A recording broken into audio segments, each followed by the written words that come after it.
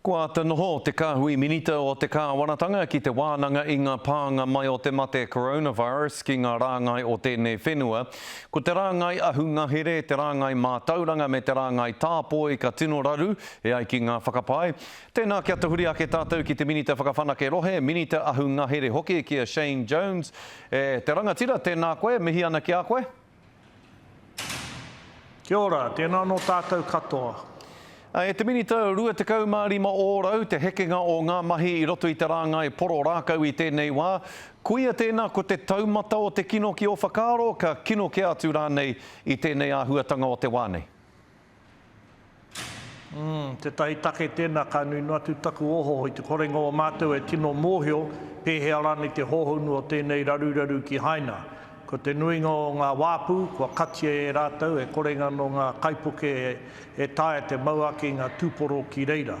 Engari mo te wahanga ki ngā kaimahi, wā tātou nei kaimahi Māori, hei te wenerei ka whiriwhiri e ngā minita e tahi kaupapa ake i tēnei rā, ko te kāhui minita i tīmata ki te whāwhā i te take nei, ka taiga whakawhiwhia ma te tahi atu ropuhanga iti atu, hei te wenerei whakatatu ai ka hatia.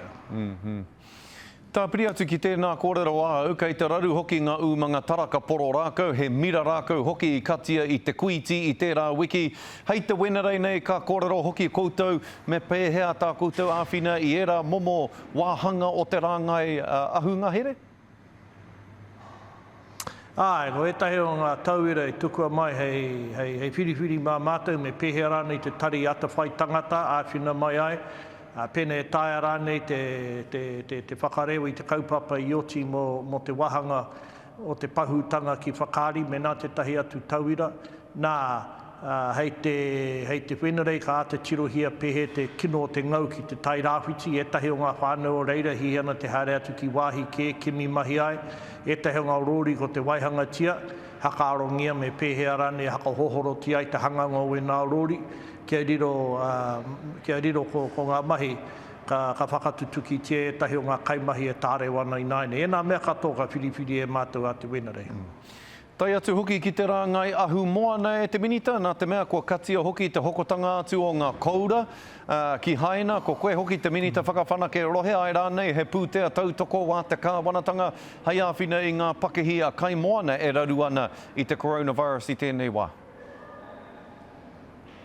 Ko kete he rongoa mō rātou, te nuinga wā rātou raru, ko tuku nei te kāwanatanga kia whakahokia ngā koura ki te moana, e tirohi ana pēhea rānei ngā kai hao e oti a rātou te whakapiki ake i te kauta kia tae ai rātou te whakaranea i ngā ika, i ngā mātaitai ka riro mai a rātou a te tau e hara mai. Engari ko tāku kia tātou, pēne he kaure toi ana, pangatu i rungi a pukamata, ko tahi te pō, ko pau katoa, ko pau te hoko katoa. Tika hoki tēnā kōrero. Nō reira, hei te wenerei atu mai nei, ko te ahunga matua, ko te aronga matua rānei o koutou whakaaro, ko te rāngai ahunga here, me te pēhea o tā koutou āwhina i tērā rāngai, ne? Me taku mōhio ka nui atu te mataku kei ngā whānau, oti rānei i a rātou te muru i ngā nama, te whāngai wā rātou tamariki. Engari kei pōhehe tātou ko tēnei ngau, kei ngā rākau anake. Ko ai rānei ka mōhio pēnā ka pātu ki ngā hua whenua e hokainana ki haina, ko ngā miti, ko ngā miraka.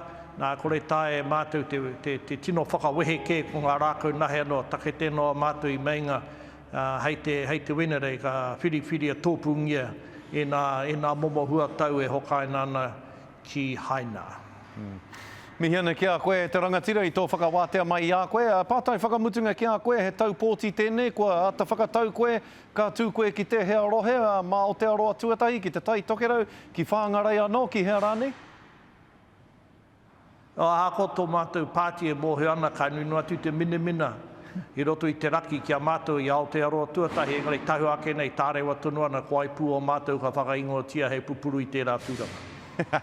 Tēnā koe i tēnā pātai. Mihi ana ki a koe, te rangatira Shane Jones, tō tātou minita i roto i te kāwanatanga tēnei a te karere e mihi atu nei. Tēnā koe e hoa, kia ora rā.